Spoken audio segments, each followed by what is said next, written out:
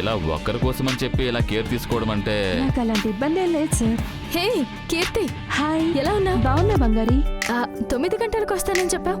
తొందరగా బయలుదేరాను అందుకే. సార్ ఎక్కడున్నారు? సార్ పైన రూమ్ లోనే ఉన్నారు. ఓ, తనెవరు? తను నర్స్ కవిత. హలో. Hello madam. సరే పైకి వెళ్ళి మావిని చూద్దాం. అలాగే మేడం.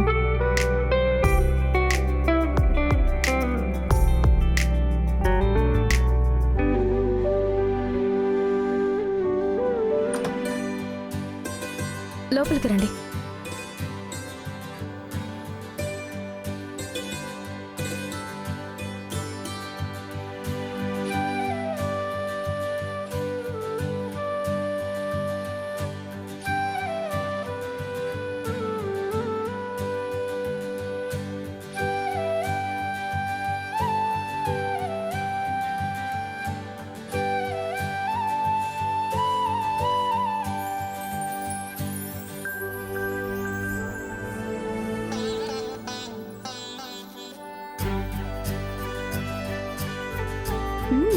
చాలా ఇంప్రూవ్మెంట్ ఉంది.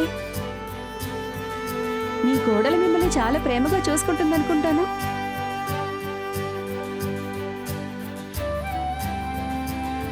ఏంటి అంటే నేను మాత్రమే ఆయనతో మాట్లాడతాను. ఇప్పుడు నువ్వు కూడా. ఒక పేషెంట్ ఎలాంటి సిచ్యువేషన్లో ఉన్నా ముందు వాళ్ళతో మాట్లాడాలి. మందులు సగం నయం చేస్తే మనం ప్రేమతో మాట్లాడితే అది సగం నయం చేస్తుంది. చాలా మందికి ఇది తెలియకపోవడమే సమస్య. ఈయనకి ఇస్తున్న మెడిసిన్స్ ఏంటో నేను చూడాలి. ఇస్తాను. ఈ మెడిసిన్సే మావయ్యకి ఇస్తున్నారు.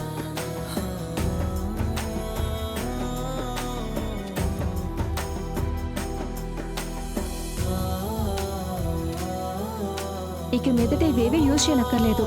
నర్స్, ఆ మెడిసిన్స్ ఒకసారి ఇవ్వండి. డాక్టర్, ఇవ్వగోండి డాక్టర్. బంగారి, ఇక నుంచి ఇవే యూజ్ చేయి. ఒక్క నిమిషం ఉండు, నేను వస్తాను.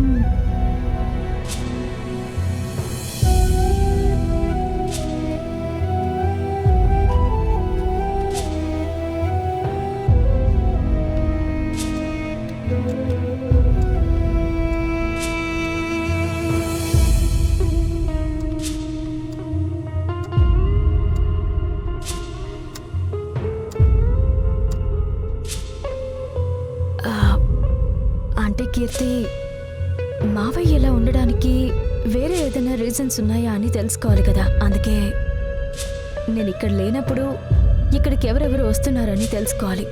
అందుకని నేను అక్కడ కెమెరా పెట్టాను. ఇది నేనే చెప్పాలనుకున్నాను, నువ్వే చేసావు. శత్రువులు బయట నుంచి రావడం లేదు, మన చుట్టూనే ఉంటారు. బీ కేర్ఫుల్ బంగారు. కొత్త మెడిసిన్స్కి సార్ బాడీ బాగా రెస్పాండ్ అవుతుంది. కొద్ది రోజులు ఇలాగే కంటిన్యూ చేద్దాం. నా క్యాలిక్యులేషన్స్ ప్రకారం తొందరగా ఈయనకు నయం అయ్యే ఛాన్సెస్ ఉన్నాయి. థ్యాంక్స్ కీర్తి. అదే కానీ జరిగింది అనుకో, జాన్సమ్మ నీకు పెద్ద హాస్పిటల్ కట్టిస్తుంది. నేనేదో ఆశించి చేయడం లేదు బంగారి. నువ్వు నా ఫ్రెండ్ అని కూడా చేయడం లేదు. నయం అయ్యే ఛాన్సెస్ ఉన్న పేషెంట్ ఈ పరిస్థితిలో ఉండడం తప్పు. అది నేను పట్టించుకోకపోతే నా వృత్తికి నేను చేసే ద్రోహం. వెళ్దామా? నర్స్, మీరు ఇక్కడే ఉంటే అబ్జర్వ్ చేస్తాను. ఇవ్వండి.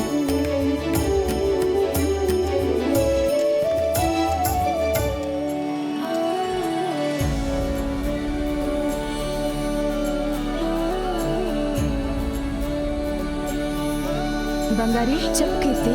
నువ్వు అసలు దిగులు పడుకో. మీ మావయ్య తొందరగానే కోలుకుంటారు. బాగా రెస్పాండ్ అవుతున్నారు. నేను ఇచ్చిన మెడిసిన్స్ అన్నీ కరెక్ట్గా ఫాలో అవ్వండి. ఖచ్చితంగా కీర్తి. సరే, థ్యాంక్ యూ. నేను ఇక బయలుదేరుతాను. జాగ్రత్త. బాయ్.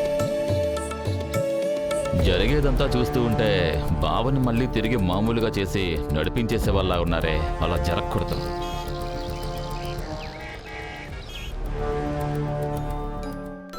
మీ హోటల్ చాలా బాగుంది మీనా. నమస్కారం మేడం. నమస్కారం. రండి రండి. నమస్కారం. ఏంటి రాజ మర్యాద ఇస్తున్నారు? ఇది మా హోటల్ కదా. రండి రండి అందరూ కూర్చోండి. రండి వదిన రండి.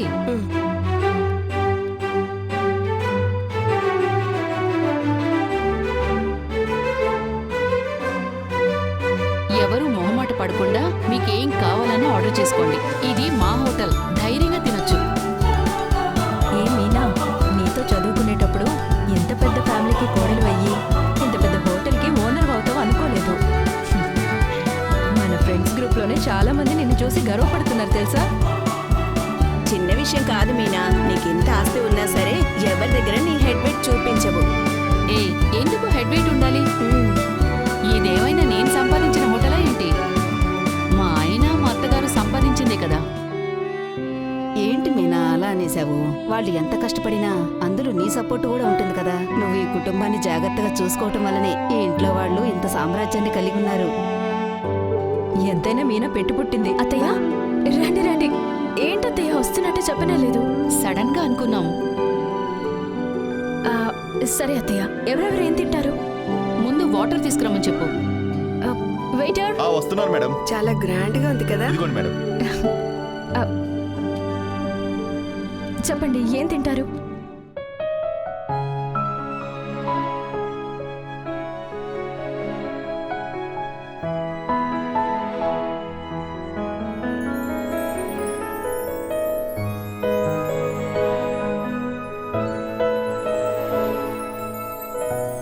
ఈ ఆర్డర్ అంతా మేడం. తీసుకుని వచ్చేయండి. స్పెషల్ గా చేయమని అలాగే చెప్పండి. మేడం. లేట్ చేయకండి. ఓకే. వెళ్ళండి.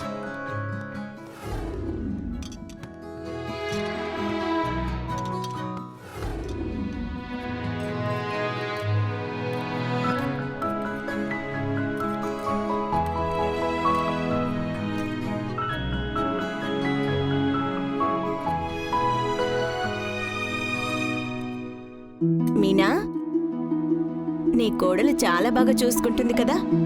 పెళ్లిలో అంత ఇబ్బంది జరిగినప్పటికీ నీకు సరిపోయే కోడలే వచ్చింది. అలాంటిదేం లేదు. తనొక డమ్మి. ఇంట్లో తనకి ఎలాంటి పవరు లేదు.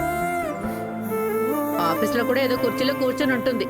రవి ఇప్పటి వరకు తన వైపు కన్నెత్తి కూడా చూడలేదు. ఏదో తాళి కట్టాడు కదా అని ఝాన్సీ అమ్మ కోసము తనని భరిస్తున్నాడంతే. తననసలు మా ఇంట్లో మనిషిగానే మేము లెక్కేయడం లేదు, లెక్కేసే ఉద్దేశం లేదు. ఇది నేను చెప్పకూడదు అనుకున్నాను, మీరు చెప్తున్నారు కాబట్టి చెప్తున్నాను. ఎంత కాదన్నా మీనా మీ ఇంట్లో ఒక సెట్ ప్రాపర్టీ లాగానే ఉంది కదా. అలా చూస్తే తన కోడలని మాత్రం ఎందుకు చూస్తారండి? మొత్తం పవర్ అంతా మీనా అత్తగారిదే కదా. ఏమంటావు మీనా? ఏయ్, ఏంటి తప్పుగా మాట్లాడుతున్నావు? తన హోటల్కి వచ్చి తనని తప్పుగా మాట్లాడుతున్నావు. నేనేమైనా తప్పుగా మాట్లాడానా? అదే కదా నిజం. మీనాకు కూడా తెలుసు